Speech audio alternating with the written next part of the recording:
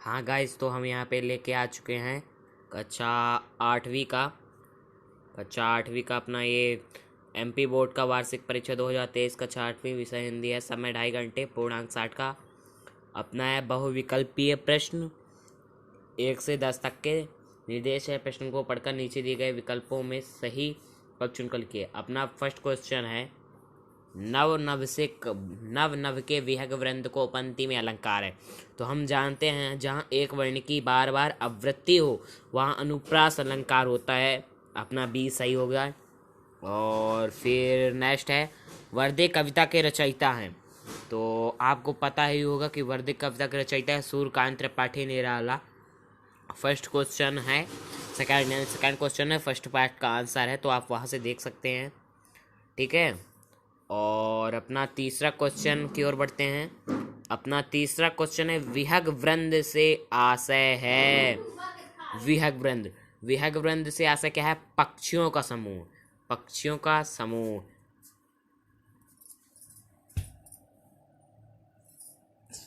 है गाइज। और तानसेन के गुरु थे। पूछ रहा है तानसेन के गुरु थे, तो तानसेन के गुरु कौन थे? बैजू बावरा, स्वामी हरिदास, राजा मान सिंह तोमर। तो आप बता दें, बैजू बावरा भी तानसेन के जैसे एक महान संगीतकार थे। और आपने 8वीं में पाठ में पढ़ाई होगा कि स्वामी हरिदास।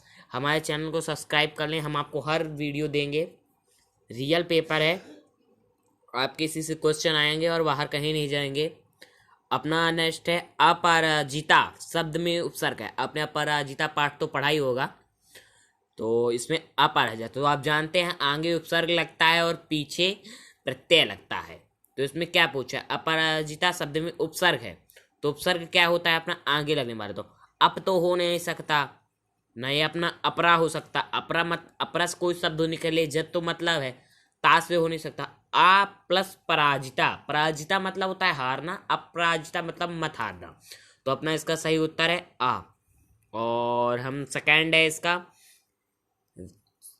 प्रश्न 6, विकलांगता शब्द में प्रत्यय। अब देखो प्रत्यय है ना, हमने आपको बताया था ना, प्रत्यय पीछे लगता है, तो इसमें क्या है? अपना ता। और फिर नेक्स्ट क्वेश्चन की ओर बढ़ते हैं। तुलसीदास की भक्ति निम्नलिखित किस प्रकार है? तो सखा भाव की, दास भाव की, गुरु भाव की, मित्र भाव की। हो वहाँ पास थोड़ी है, हम आपको यहाँ पास से दिखाई देते हैं। तुलसीदास की भक्ति निम्नलिखित से किस प्रकार भाव की है? सखा भाव की, दास भाव की, मित्र भाव की, गुरु भाव की। तो आप जानते हैं तुलसीदास की भक्ति दास भाव की है। और नेक्स्ट क्वेश्चन है, ब्रजभूमि में किसकी झाड़ियाँ कुंज अधिक मिलती हैं? ब्रजभूमि में हमें आम की नहीं मिलती, जामुन की नहीं मिलती, नीम की नहीं मिलती, करील हमारा सही आंसर है, करील की मिलती हैं। और नेक्स्ट है हमारा, सतपुड़ा का जंगल कहाँ स्थित? आपने सुना ही होगा सतपुड़ा के घने जंगल। तो सतपुड़ा के घने जंगल आपको बता दें कि हमारे मध्य प्रदेश में स्थित है, और ये बहुत घना भी है। हम नेक्स्ट क्वेश्चन है अपना, धुआंधार प्रपात किस नदी के जल से गिरने से बनता है? धुआंधार, तो हम जानते हैं कि धुआंधार नर्मदा नदी के गिरने से बनता है, तो आ नंबर अपना सही हो जाएगा, नर्मदा नदी। नेक्स्ट क्वेश्चन की ओर बढ़ते हैं। नेक्स्ट क्वेश्चन है लघु उत्तरीय प्रश्न 11 से 20। नीचे दिए गए प्रश्नों को उत्तर लिखिए। नव के माध्यम से कवि क्या कहना चाहता है? नव के माध्यम से कवि क्या कहना चाहता है? तो नव के माध्यम से कवि कहना चाहता है कि सभी प्राणी नए भारतवर्ष की रचना करें और उन्हें इस निर्माण में सभी नए साधन प्राप्त हो। नव के माध्यम से, तो हम जानते हैं कि नए सभी माध्यम स्थित हो। और ये क्या, बाली को क्या वरदान था? तो आप जानते हैं बाली को क्या वरदान था? आपने रामायण के बारे में तो सुना ही होगा कि बाली को कोई सामने से नहीं मारता था, उसके सामने जाने में उसकी आधी सती चल जाती हो। तो हम आपको टाइम वेस्ट बिना किए पेपर प्रश्न उत्तर के बारे में बताते हैं।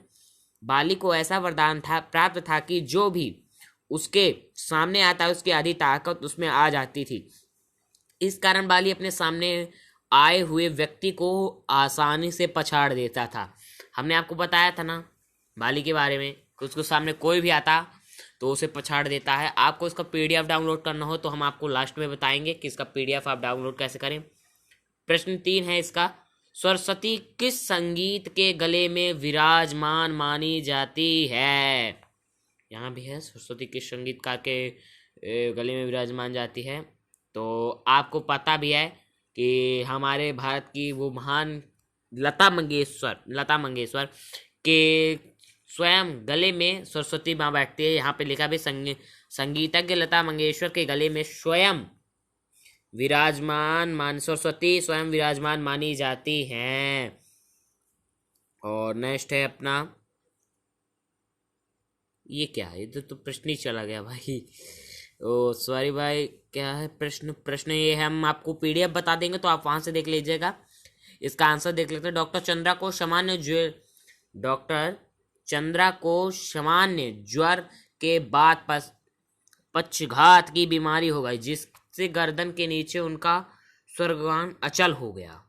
अच्छा, यानी इससे पूछा कि डॉक्टर चंद्रा को कौन सी बीमारी हो गई थी, तो इसका यही आंसर होगा, आप देख सकते हैं। नेक्स्ट क्वेश्चन, मुफ्ताखोरों के सरताज को किसे कहा गया? तो आपने मुफ्तानंद पाठ पढ़ा ही होगा, जिसमें मुफ्तानंद का सरतार कहा गया है। रुकिए, कहाँ लग गया, ये रहा, मुफ्तानंद को कहा गया है, जो किसी भी वस्तु को प्राप्त करने के लिए पैसा खर्च नहीं करते थे। वे मुफ्त वस्तुओं का आनंद उठाते हैं। जैसे मुफ्त में आपको बहुत लोग मिले होंगे, जैसे आपके कुछ कमीने दोस्ती होंगे मुफ्त में लेने के लिए। और अपना नेक्स्ट है, पटना के पास किन किन नदियों का संगम हुआ है?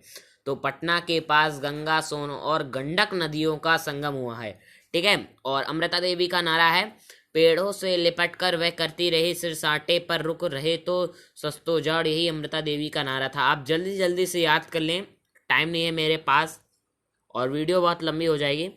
वृद्धा मंदिर के पास, यहाँ से आप देखते हैं, वृद्धा मंदिर के पास क्या काम करती थी?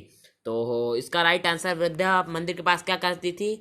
फूल बेचती थी। क्या बेचती थी? फूल बेचने का वृद्धा वहाँ पास काम करती थी मंदिर के पास। और तो आप ले सकते हैं, महेश्वर का प्राचीन नाम क्या है?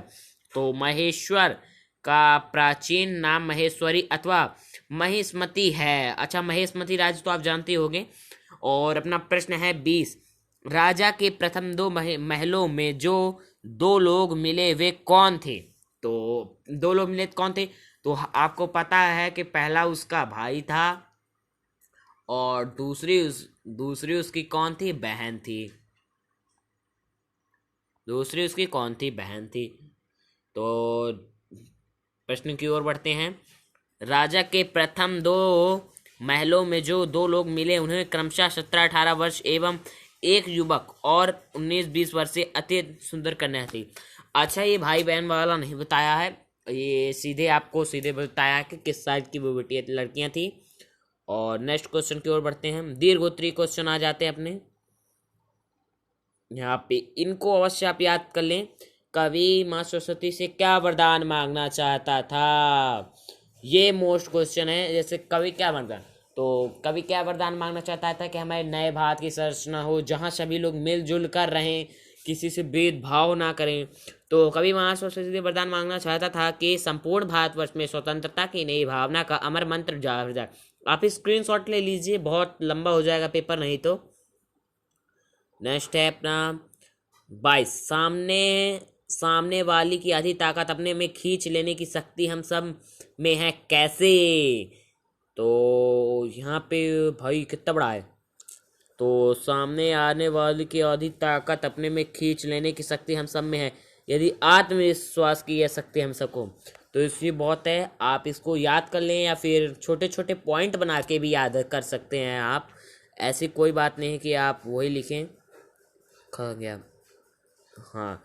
और नेक्स्ट क्वेश्चन 23, जहाज का पक्षी किस बात का प्रतीक है?